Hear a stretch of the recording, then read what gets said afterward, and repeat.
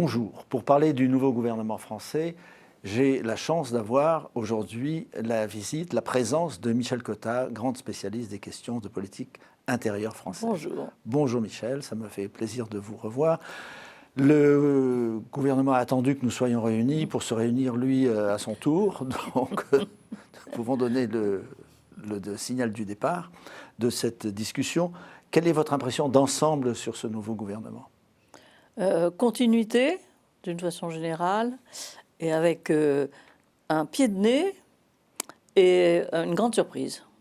Voilà. Alors, la continuité, ce sont bien sûr tous les ministres au premier chef, le ministre des Finances qui reste en plus à leur poste, qui reste à son poste avec le titre de numéro 2 du gouvernement, ce qui est assez significatif. Donc Bruno Le Maire, qui apparaîtra, vous voyez, dans les prochaines années, comme quelqu'un tout à fait susceptible de succéder au président de la République. Donc il y a la continuité d'une façon générale avec des primes, si vous voulez, pour les ministres qui se sont révélés les plus compétents, les plus acharnés et aussi les plus macronistes. Sauf peut-être pour Olivier Véran. Alors, sauf pour Olivier Véran. Alors, Olivier Véran devient ministre chargé des relations avec le Parlement. Il a été ministre pendant toute la crise du Covid. Alors, il y a plusieurs interprétations sur cet éloignement du milieu médical, en quelque sorte. Et la première, peut-être que le président de la République voulait tourner la page du Covid. Et quand même, quoi qu'il se passe, c'est vrai que le Premier ministre sortant et Olivier Véran ont cette image du Covid. Alors peut-être c'était pour ça, peut-être parce que y a des malentendus entre eux qu'on ne connaît pas. Enfin, il est quand même ministre. Alors le pied de nez, c'est l'avocat Éric Dupond-Moretti, qui est donc un avocat célèbre, un pénaliste unique, on l'appelait appelé acquittateur parce qu'il faisait acquitter tous les assassins. Clients. Et puis les magistrats ne l'aiment pas. Lorsqu'il a été nommé, ça a été une bronca. Exactement, c'est la première fois, je crois, dans l'histoire de la Ve République, en tout cas, que l'on voit deux hauts magistrats, les plus hauts magistrats de la France, faire une tribune dans le monde pour dire qu'ils étaient contre leur ministre. Ça s'est jamais vu. Bon, alors évidemment, avec le temps, ça ne s'est pas arrangé. À la suite d'une obscure histoire, pendant qu'il était défenseur non, même pas d'ailleurs défenseur, pendant l'affaire de Nicolas Sarkozy, vous savez, où on cherchait qui l'avait renseigné sur... les magistrats ont épluché les coups de téléphone, les fadettes des avocats. Et ça, à l'époque, avant qu'il soit ministre, Dupond-Moretti avait dit ça c'est insupportable et avait porté plainte. Alors évidemment, les magistrats se sont débrouillés pour le mettre en conflit d'intérêts et pour le déférer à la Cour de justice de la République. Mais ça, justement, je crois que le président a voulu dire, voilà, il n'y a pas d'accusation contre lui pour le moment, il y a des accusations, mais rien n'est réglé. La Cour de justice de la République, c'est un peu beaucoup, mais on y va quand même, mais moi je le garde. Voilà, ça c'est une sorte de façon de dire aux syndicats des magistrats, vous n'êtes pas en autogestion, c'est moi qui nomme et pas vous. Voilà, ça c'est pour ça que j'appelle ça un pied de nez. Oui. Et alors la grosse surprise a été la nomination à l'Éducation nationale d'un grand philosophe connu, professeur à Sciences Po, et qui s'appelle Pape Dié. Alors naturellement, j'ai pas encore lu ses écrits, c'est pour ça que je vais m'y employer, mais je ne suis pas sûr que beaucoup de gens à Paris, avant de parler de lui, aient lu ce qu'il avait écrit. Mais enfin, je crois que c'est un spécialiste, je suis sûr, c'est un spécialiste de la question noire, c'est un spécialiste en Amérique des minorités, et donc c'est très important parce que, au fond, en France, on a eu trop souvent tendance à considérer que la France était universaliste, universelle, elle l'est toujours. Mais enfin, il y a quand même des minorités, et de ces minorités, il faut sans doute s'occuper davantage. C'est le signe que le président a voulu donner à cette nomination. Oui, et comme Pape Dié avait parlé, lui, du racisme structurel qui existe en France... Oui, en ajoutant cette phrase qui est quand même qu'il faut ajouter si on veut quand même être équilibré. Il a dit je n'ai pas dit qu'il y avait un racisme d'État, j'ai dit qu'il y avait un racisme dans l'État. Et de ce point de vue, bon, bah, c'est son idée. Et puis en plus, on sait que c'est l'idée d'Emmanuel Macron, qui trouve quand même, lorsqu'il va en Algérie, il parle de crimes contre l'humanité. Il est très sensible à la façon, aux diverses cultures qui font la France. La droite l'attaque beaucoup sur ce terrain. Mais au fond, il faut dire qu'il a trouvé quelqu'un qui est plutôt proche de ses convictions. Alors on l'attend évidemment sur la laïcité. Moi je ne sais pas quelle définition il donnera à la laïcité. En tout cas c'est quelque chose que nous n'attendions pas, les journalistes n'attendaient pas, parce qu'on connaissait sa grande proximité avec Jean-Michel Blanquer, qui était le ministre précédent, qui a effectivement fait beaucoup de choses, dédoublé les classes, etc. A-t-il démérité Blanquer? Il n'a pas démérité, mais il s'est usé. Rien de ce qu'il a fait n'a marché très bien, il faut dire, sauf le dédoublement des classes.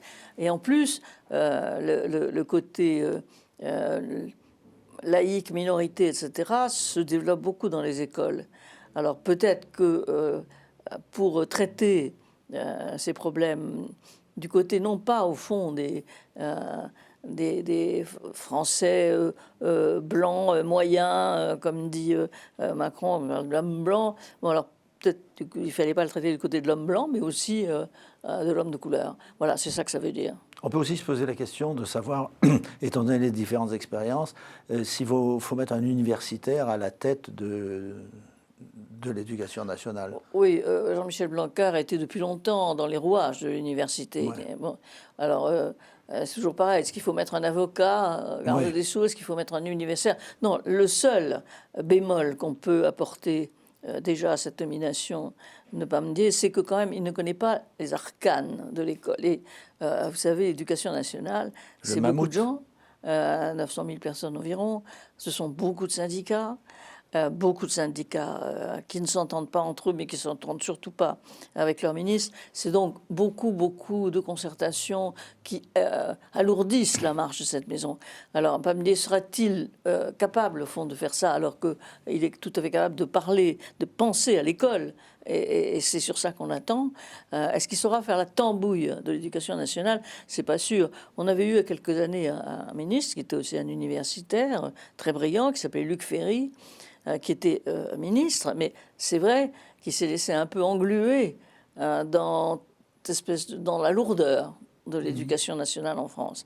Alors, est-ce que Pamdié y résistera?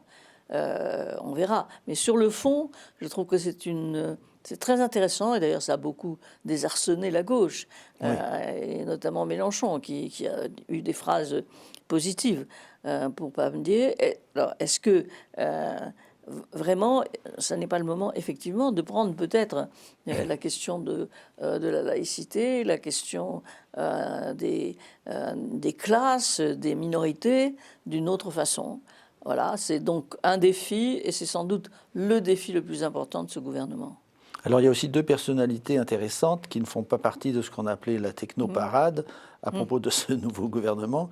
C'est Amélie de Montchalin et Agnès Pannier-Runacher qui ont fait HEC, sont passées par le privé. Et alors, elles étaient déjà remarquées au sein de la République. D'une façon générale, d'ailleurs, les femmes députées, parlementaires ou ministres de la République En Marche sont vraiment bien représentatives et bien choisies. Alors là, Amélie de Montchalin et Agnès Pannier-Runacher, elles sont donc chargées d'une partie de l'écologie, chacune d'une partie de l'écologie, l'une la planification, l'autre les investissements, etc., la production. Ouais. Bon, donc voilà, elles sont sous l'autorité toutes les deux de la Première ministre. C'est important parce que la Première ministre elle-même a été ministre de l'écologie et que c'est un des objectifs annoncés par le président de la République de s'occuper de l'écologie, de planifier l'écologie. Alors on trouve la planification écologique, on ne sait pas exactement ce que c'est, et puis simplement on s'aperçoit que c'est un danger, et un danger qui arrive plus rapidement que prévu. Alors bon, mettons qu'elles seront 3 pour s'occuper des problèmes d'écologie. C'est beaucoup, mais je crois que ça s'impose. Alors vous avez parlé de la Première ministre, ou du Premier ministre. Quelle est votre opinion sur l'arrivée d'Elisabeth Borne à ce poste? Alors, je crois que c'est quelqu'un dont tout le monde s'accorde à penser qu'elle est ultra travailleuse. Elle a fait d'ailleurs ses classes à gauche avec Bertrand Delanoë lorsqu'il était maire de Paris, mais surtout avec Lionel Jospin lorsqu'il était Premier ministre de Jacques Chirac. Donc c'est quelqu'un qui vient de la gauche, et je pense que le président de la République avait besoin, en donnant beaucoup de postes à la droite, beaucoup de postes régaliens à la droite. Au fond, c'est tous les gens venant de la droite qui ont la justice, les ministres, finances, le Quai d'Orsay. Bon, c'est très important, mais donc il a besoin d'un rééquilibrage. Et ce rééquilibrage, il avait dès le début Elisabeth Borne en tête. Et puis, dans le courant de sa réflexion, longue, un peu trop longue, on a trouvé que c'était un peu trop long, c'était quand même 3 semaines, il a pensé à un moment donné à une élue de terrain de droite. Madame Vautrin. Mais là, il y a une sorte de rébellion dans ses troupes, et même lui, ça déséquilibrait bien l'ensemble. Et donc, alors, il a choisi Elisabeth Borne. Ça n'est pas quelqu'un qui sourit beaucoup. Quelqu'un qui travaille beaucoup, mais c'est vrai qu'elle a un air austère, dont il faudra d'ailleurs qu'elle se débarrasse un peu, si elle en est capable, ce qui n'est pas sûr. Et puis, c'est une bourreau de travail, mais assez intransigeant pour les gens avec qui elle travaille. Et là aussi... On peut se demander si, avec l'intransigeant numéro 1, ça peut bien fonctionner. Voilà, c'est ça. Bon, mais enfin... Elle a travaillé aussi avec Ségolène Royal, ce qui est déjà... Elle était directrice de cabinet de Ségolène Royal, mais enfin, l'élève a surpassé le maître, là, puisqu'elle est la maîtresse, en tout cas, puisqu'elle est devenue Première ministre. Alors, évidemment, en France, être Première ministre, ça n'est pas rien, parce que nous n'avons pas beaucoup d'expérience en matière de Premier ministre femme. Il y a 30 ans, Édith Cresson avait été nommée par François Mitterrand. Mais assez rapidement, le milieu traditionnel, Édith Cresson n'était pas elle-même haut fonctionnaire, et ça a beaucoup compté, sans doute au moins autant que le fait qu'elle soit une femme. En tout cas, elle s'est fait haïr immédiatement par les hauts fonctionnaires, quels qu'ils soient, et haïr aussi par les chefs de parti avec lesquels elle était souvent assez brutale. Et donc ça a duré 10 mois. Donc c'est un très mauvais exemple. On a l'impression quand même d'un changement de mentalité à l'égard des femmes. On a l'impression, dans l'intervalle, justement, c'est ça qu'il faut dire. Dans l'intervalle, d'abord, les gouvernements, c'est quand même pas rien. Les gouvernements sont paritaires. C'est-à-dire qu'il y a autant de femmes que d'hommes. Et ça, c'est récent, ça date quand même d'Emmanuel Macron. Et puis... avant lui, Michel Rocard, qui a disparu, mais enfin, qui était un leader socialiste, avait cette idée-là. Évidemment, il l'avait mise en pratique sur les listes électorales, où il y avait autant de femmes que d'hommes. Enfin, les mentalités ont changé. Le nombre des femmes est quand même très important maintenant en politique. On s'en aperçoit à la télévision. Très souvent, ce sont des femmes de la majorité qui sont en première ligne. Les porte-paroles de la République En Marche, par exemple, sont toutes des femmes. Les ministères étaient détenus par un certain... J'ai l'impression, moi, que l'œil des Français a changé sur les femmes. Je l'espère, parce que c'est quand même partout ailleurs, c'est une spécialité française quand même. Partout ailleurs, il y a eu deux premières ministres anglaises, une chancelière, et quelle chancelière allemande. Bon, donc voilà, c'était temps. Voilà. Et il faut ajouter aussi que cette première ministre, elle est elle aussi haut fonctionnaire, c'est-à-dire haut fonctionnaire depuis très longtemps. Elle est polytechnicienne, quoiqu'elle ait été dans sa vie pupille de la nation, c'est-à-dire avec une bourse. Avec une bourse et surtout un père mort après une déportation. Donc c'était vraiment quelqu'un d'une famille nécessiteuse, enfin bon, qui a quand même été reçu à Polytechnique. Vous savez, Polytechnique, franchement, entre nous, c'est encore plus difficile que l'ENA. Bon. Oui. Donc, bon, elle sera sans doute, elle est sur le même registre que les hauts fonctionnaires, à qui elle peut en imposer. Alors qu'Édith Cresson n'en imposait pas. Mais alors, maintenant, ça ne suffit pas. Oui, quelle différence avec Jean Castex? À part que l'un est un homme et l'autre une femme. Écoutez, je trouve d'abord, vous avez raison de poser la question de la différence, dont je pense qu'il n'y en a pas sur le fond. Sur le fond, nous sommes d'accord. Le président de la République estime, et maintenant on le voit et c'est confirmé, que le Premier ministre a un rôle au fond, de directeur des travaux qu'il impose.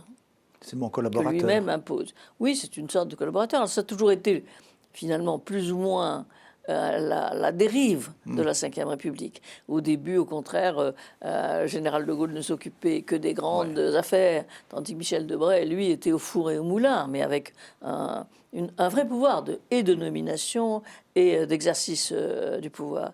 Alors c'est de moins en moins le cas, mais je trouve que c'est et le quinquennat et la Ve République qui finalement finissent par imposer ça. À partir du moment où le président est élu en même temps qu'une majorité, il est élu au suffrage universel. Comment voulez-vous qu'il y ait une place évidente pour un Premier ministre qui doit, comme le président, conduire la politique de la nation? Il fait ce que dit le président. Alors, je crois que c'est l'aboutissement de la Ve République. Moi, franchement, ça ne me choque pas. Mais je me dis, alors pourquoi ne pas supprimer le Premier ministre? Ce serait au fond beaucoup plus clair. Il y aurait moins de conflits, sans doute, peut-être possibles. Entre les cabinets, déjà. Entre les personnes, entre les cabinets. Et après tout, ce serait un super directeur de cabinet. Voilà, je crois que la réforme, si réforme il y a des institutions, en dehors de tous les procédés pour rendre la parole aux Français, etc., ira vers la transformation d'une dualité en une unicité, en tout cas. Et pas plutôt vers un retour au septennat, pour éviter justement la concomitance des élections législatives et présidentielles? Vous avez raison. En plus, la concomitance, cette différence entre les 5 ans mandat législatif et les 7 ans mandat présidentiel fait que nous avons connu la cohabitation. Nous l'avons connue par 2 fois. Et au fond, ça ne sera plus aux Français. Les Français estiment que l'un équilibre l'autre. En réalité, c'est souvent que l'un paralyse l'autre. Et c'est ce qui s'est passé pendant quand même une partie du septennat de Jacques Chirac. Donc, les politiques, finalement, se contentent de ce quinquennat. Moi, je crois quand même que où il faudrait l'aménager, ou alors, si vraiment on tient au quinquennat, alors c'est le président de la République qui est responsable et qui est seul responsable. C'est pas la peine d'avoir des faux semblants, comme le Premier ministre. Ceci étant, Elisabeth Borne, comme elle a été avant elle Jean Castex, ont été des exécutants parfaits. On n'a jamais entendu un mot de Castex, et en plus, le départ de Jean Castex, que tout le monde a accueilli en France en se disant, tiens, d'où il vient celui-là? Il vient de la province. Bon, il s'est révélé un excellent Premier ministre et il est parti sous les applaudissements de tout le monde. Et c'est en ce moment un des hommes les plus populaires. Dès qu'on s'en va, au fond, les plus populaires. Voilà. Donc s'il avait des ambitions présidentielles, lui aussi pourrait les faire valoir, mais je pense qu'il n'en a pas. Alors, je vais vous donner quelques indications sur un sondage qu'a publié aujourd'hui Le Figaro. C'est un sondage initié par Le Monde et par plusieurs autres organismes que je vais citer. Alors, 75% des intentions de vote se répartissent de la façon suivante. Majorité présidentielle sous la bannière Ensemble, 28%. Nouvelle Union populaire, France Insoumise, Europe Écologie, Les Verts, etc., 27%, avec toujours une marge d'erreur de 1%. Et le Rassemblement national, 21%, auquel on peut ajouter, selon ce sondage, Zemmour, 6% pour Reconquête. Donc, en tout, ça fait à peu près 3 fois 27%, qui est quand même assez intéressant. C'est une tripartition de l'électorat. Oui, ça, nous l'avons Et déjà alors, je cite les auteurs, Ipsos, Sopra, Steria, en partenariat avec le Cevipof et la Fondation Jean Jaurès pour Le Monde. Oui, alors, parlons alors de la façon dont l'opposition s'est organisée. Donc ça s'appelle maintenant le NUPES, Nouvelle Union Populaire, etc., écologique et sociale.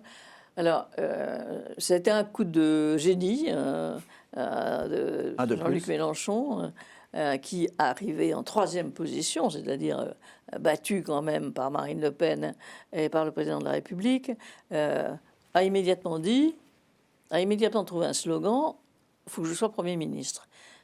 Je serai Premier ministre. Alors, les Français sont pour la cohabitation, donc après tout, ça ne les a pas tellement choqués. Et 2, personne, en tout cas pas lui, avait expliqué aux enfants, j'allais dire, aux citoyens, que pour être Premier ministre de cohabitation, il faut être le parti majoritaire, c'est-à-dire que sur 577 députés, il faut en avoir la moitié plus 1. Or, tous les sondages montrent qu'avec ces 27%, il y aura beaucoup de duels entre la majorité présidentielle et les candidats de NUPES. Il y aura beaucoup de... Mais que quand même, la majorité peut être détenue par la majorité présidentielle et que surtout, ils n'auront pas les 200 et quelques 280 sièges nécessaires. Mais c'est un coup de pub formidable, c'est un coup de communication formidable. Ça redonnait une espèce de peps à la gauche, alors que le programme de Jean-Luc Mélenchon a été sérieusement amendé, ce qui prouve qu'il ne croyait pas, par exemple, à grand-chose, puisqu'il a renoncé au nucléaire. Lui était contre, mais le chef du Parti communiste qui était pour, ils ont quand même convenu ensemble que bon, le nucléaire, on en parlerait plus tard. Même chose sur l'Europe.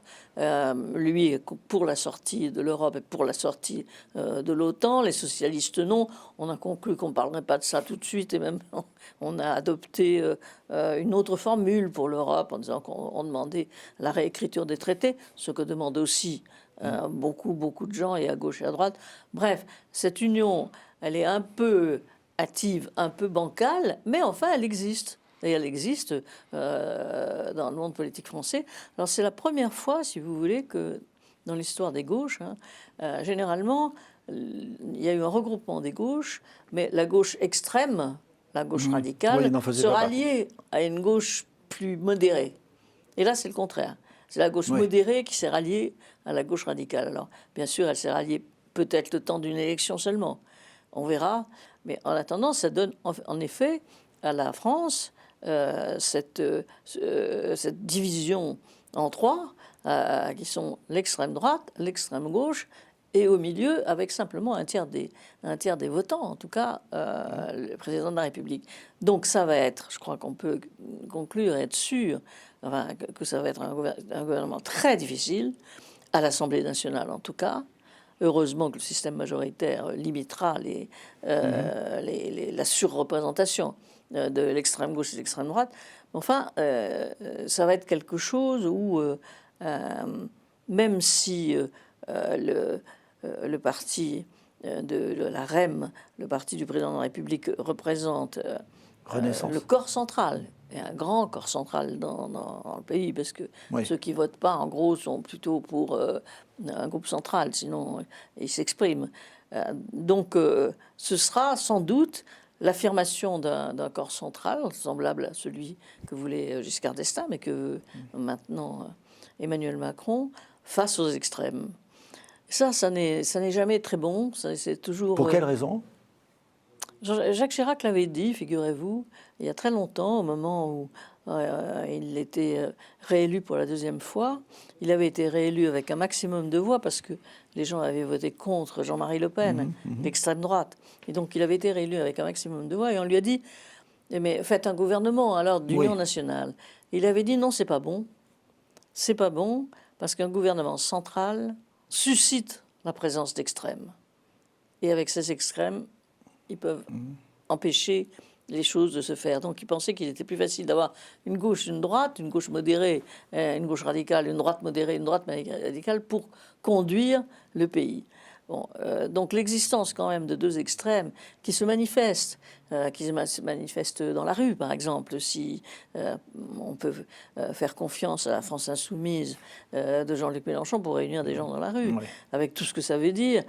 C'est vrai que ça ne va pas être une période facile pour Emmanuel Macron. Vous direz qu'il ne peut pas être réélu, donc au fond c'est le moment où il peut tout risquer. Puisqu'il n'a droit qu'à 2 mandats. Donc il peut tout risquer sur la retraite, c'est-à-dire qui a été sa première proposition. Donc en gros, la retraite à 65 ans, alors que les pays européens l'ont, vous le savez, à 66 ou 67 ans. Bon, cette proposition-là se heurte à la proposition commune et de l'extrême droite et de l'extrême gauche, qui est la retraite à 60 ans, au bout de 40 annuités. Alors, outre que c'est un peu bizarre, s'il faut 40 annuités, si on entre dans le travail à 23 ans, 24 ans, comme on y entre en ce moment, il faut en sortir à 64, 65 ans. Donc, la retraite à 60 ans, à taux plein, ça paraît franchement une revendication tout à fait, on voit bien comment elle est acceptée par beaucoup de Français qui ont envie de partir à la retraite à 60 ans. Mais elle est absolument antinomique, je pense, avec l'état du Les pays réalités, tel qu'il sera, avec tout ce qui s'annonce, avec une inflation, avec... bon, il faudra à un moment donné trouver l'argent qui correspond au départ à la retraite à 65 ans.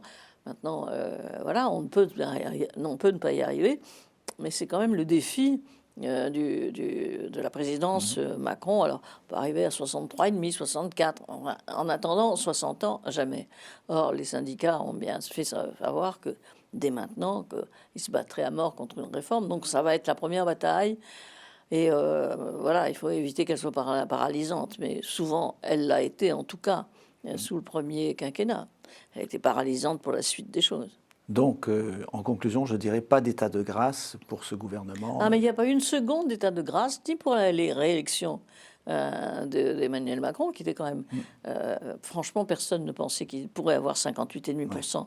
Donc c'est une très belle réélection, mais enfin, qu'on a fêté dans la discrétion, en se disant, voilà, il y a des extrêmes, il faut faire attention, faut pas trop triompher. Triompher pas trop fort, voilà.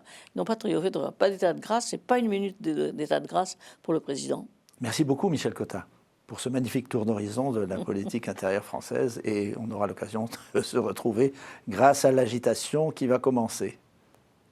Sans doute. On n'est jamais sûr de rien. Merci beaucoup. Merci à vous d'avoir suivi cette émission.